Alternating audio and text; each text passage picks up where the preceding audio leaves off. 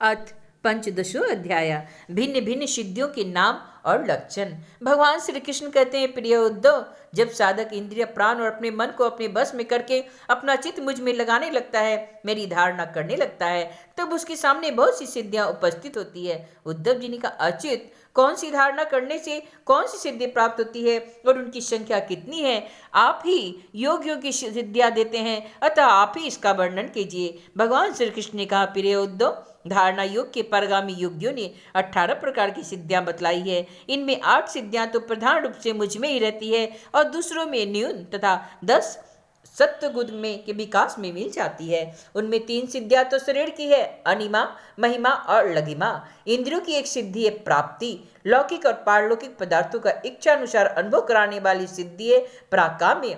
माया और उसके कार्यों की इच्छा अनुसार संचालित करना इशिता नाम की सिद्धि है। विश्व में रहकर भी उनमें आसक्त न होना बसिता है, और जिस जिस सुख की कामना करे उसकी सीमा तक पहुंच जाना काम बसाइता है नाम की 8वीं सिद्धि है।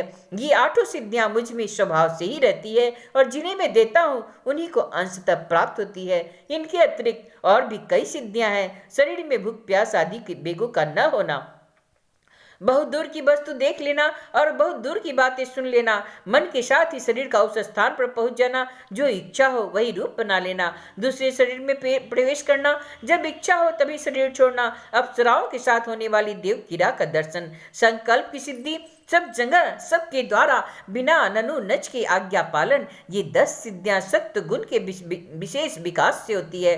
भूत भविष्य और वर्तमान की बात जान लेना, शीत उष्ण सुख दुख और राग द्वेष आदि द्वंद्वों का वश में न होना, दूसरे के मन आदि की बात जान लेना, अग्नि सूर्य जल विष आदि की शक्ति को स्तंभित कर देना और किसी से भी पराजित न होना, ये 5 सिद्धियां भी योगियों को प्राप्त होती है। हे प्रिय उद्धव, योग धारणा करने से जो सिद्धियां प्राप्त होती है उनका मैंने नाम निर्देश के साथ ही वर्णन कर दिया। अब किस धारणा से कौन सी सिद्धि कैसे प्राप्त होती है यह भी बतलाता हूँ, सुनो। प्रिय उद्धव, पंचभूतों की सूक्ष्म मात्राएं मेरा ही शरीर है। जो साधक केवल मेरे उसी शरीर की उपासना करता है और अपने मन को तदाकार बनाकर उसी में लगा देता है, अर्थात मेरे तन मात्रात्मक शरीर के अतिरिक्त और किसी भी वस्तु का चिंतन नहीं करता, उसे अनिमा नाम की सिद्धि अर्थात पत्थर की चट्टान आदि में भी प्रवेश करने की शक्ति अनुता प्राप्त हो जाती है। महतत्व के रूप में भी मैं ही प्रकाशित हो रहा हूँ और उस रूप में समस्त व्यवहारिक ज्ञानों का केंद्र हूँ। जो मेरे उस रूप में अपने मन को महतत्वाकार करके तन्मय कर देता है उसे महिमा नाम की सिद्धि प्राप्त होती है। और इसी प्रकार आकाश आदि पंचभूतों में जो मेरे ही शरीर है, अलग अलग मन लगाने से उनकी महता प्राप्त हो जाती है और वह भी महिमा सिद्धि के अंतर्गत ही है। जो योगी वायु आदि 4 भूतों के परमाणुओं को मेरा ही रूप समझकर चित्त को तदाकार कर देता है उसे लघिमा सिद्धि प्राप्त होती है। उसे परमाणु रूप काल के समान सूक्ष्म वस्तु बनने का सामर्थ्य प्राप्त हो जाता है। जो सात्विक अहंकार को मेरा स्वरूप समझकर मेरे उस रूप की चित्त की धारणा करता है वह समस्त इंद्रियों का अधिष्ठाता हो जाता है। मेरा चिंतन करने वाला भक्त इस प्रकार की प्राप्ति नाम की सिद्धि प्राप्त कर लेता है। जो पुरुष मुझ महत्त्वाभिमानी सूत्रात्मा में अथवा अपना चित्त स्थिर करता है उसे मुझ अव्यक्त जन्मा सूत्रात्मा के प्राकम्य नाम की सिद्धि प्राप्त होती है, जिससे इच्छानुसार सभी भोग प्राप्त हो जाते हैं। जो त्रिगुणमयी माया के स्वामी मेरे काल स्वरूप विश्व रूप की धारणा करता है वह शरीरों और जीवों को अपनी इच्छानुसार प्रेरित करने की सामर्थ्य प्राप्त कर लेता है। इस सिद्धि का नाम है इसी तत्व। जो योगी मेरे नारायण स्वरूप में, जिसे तुरीय और भगवान भी कहते हैं, मन को लगा देता है, मेरे स्वाभाविक गुण उसमें प्रकट होने लगते हैं और उसे वशीता नाम की सिद्धि प्राप्त हो जाती है। निर्गुण ब्रह्म भी तो मैं ही हूँ, और जो अपना निर्मल मन मेरे इस ब्रह्म स्वरूप में स्थित कर लेता है उसे परमानंद स्वरूपनी काम बसाइता नाम की सिद्धि प्राप्त होती है। इसके मिलने पर उसकी सारी कामनाएं पूर्ण हो जाती हैं, समाप्त हो जाती हैं। हे प्रिय उद्धव, मेरा वह रूप जो श्वेत दीप का स्वामी है अत्यंत शुद्ध और धर्ममय है। जो उसकी धारणा करता है वह भूख प्यास जन्म मृत्यु और शोक मोह इन 6 उर्मियों से मुक्त हो जाता है और उसे शुद्ध स्वरूप की प्राप्ति होती है। मैं ही समष्टि प्राण रूप आकाश आत्मा हूँ। जो मेरे इस स्वरूप में मन के द्वारा अनाहत नाद का चिंतन करता है वह दूर शरण नाम की सिद्धि से संपन्न हो जाता है और आकाश में उपलब्ध होने वाली विविध प्राणियों की बोली सुन समझ सकता है। जो योगी नेत्रों को सूर्य में और सूर्य को नेत्रों में संयुक्त कर लेता है और दोनों के संयोग में मन ही मन मेरा ध्यान करता है उसकी दृष्टि सूक्ष्म हो जाती है, उसे दूरदर्शन नाम की सिद्धि प्राप्त होती है और वह सारे संसार को देख सकता है। मन और शरीर को प्राण वायु के सहित मेरे साथ संयुक्त कर दे और मेरी धारणा करे तो इससे मनोजो नाम की शक्ति प्राप्त होती है। इसके प्रभाव से वह जोगी जहां भी जाने का संकल्प करता है वहीं उसका शरीर उसी क्षण पहुंच जाता है। जिस समय योगी मन को उपादान कारण बनाकर किसी देवता आदि का रूप धारण करना चाहता है वह अपने मन के अनुकूल वैसा ही रूप धारण कर लेता है और इसका कारण यह है कि उसने अपने चित्त को मेरे साथ जोड़ दिया है।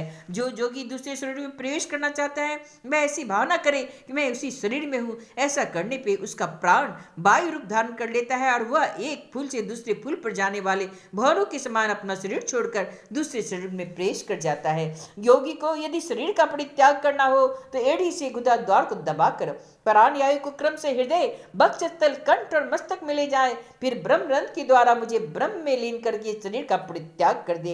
यदि उसे देवताओं के विहार स्थलों में क्रीड़ा करने की इच्छा हो तो मेरे शुद्ध सत्व में स्वरूप की भावना करे। ऐसा करने से सत्व गुण की अंश स्वरूपा सूर सुंदरिया विमान पर चढ़कर उसके पास पहुंच जाती है।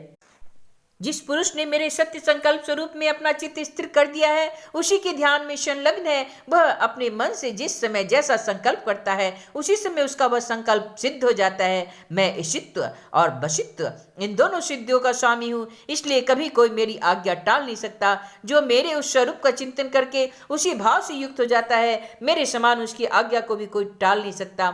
जिस योगी का चित्त मेरी धारण न करते करते मेरी भक्ति के प्रभाव से शुद्ध हो गया है उसकी बुद्धि जन्म मृत्यु आदि अदृष्ट विषयों को भी जान लेती है और तो और क्या भूत भविष्य और वर्तमान की सभी बातें उसे मालूम हो जाती है। जैसे जल के द्वारा जल में रहने वाले प्राणियों का नाश नहीं होता वैसे ही जिस योगी ने अपना चित्त मुझ में लगाकर शिथिल कर दिया उसकी योग माए शरीर को अग्नि जल आदि कोई भी पदार्थ नष्ट नहीं कर सकते। जो पुरुष श्री वत्स आदि चिन्ह और संघ चक्र गदा पद आदि आयुधों से विभूषित तथा ध्वजा छत्र चंवर आदि से संपन्न मेरे अवतारों का ध्यान करता है वह अजय हो जाता है। इस प्रकार जो विचारशील पुरुष मेरी उपासना करता है और योग धारणा के द्वारा मेरा चिंतन करता है उसे वे सभी सिद्धियां पूर्णतः प्राप्त हो जाती है जिसका वर्णन मैंने किया है।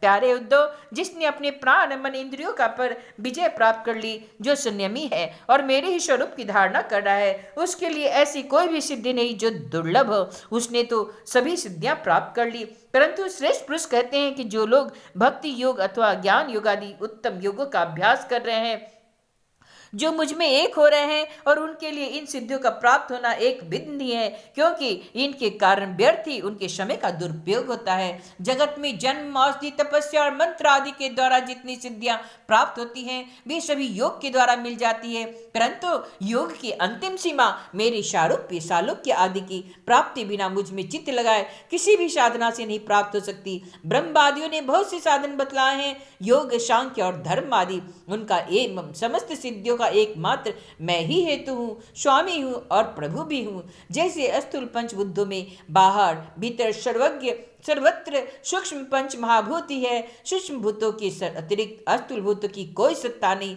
वैसे ही मैं समस्त प्राणियों के भीतर दृष्टा रूप से हूँ और बाहर दृश्य रूप से स्थित हूँ। मुझ में कोई बाहर भीतर का कोई भेद नहीं, क्योंकि मैं निरावरण हूँ, मैं एक अद्वितीय आत्मा हूँ। इति श्रीमद्भागवते महापुराणे परमहंस्यासनितायां एकादश स्कंदे पंचदशोऽध्याय।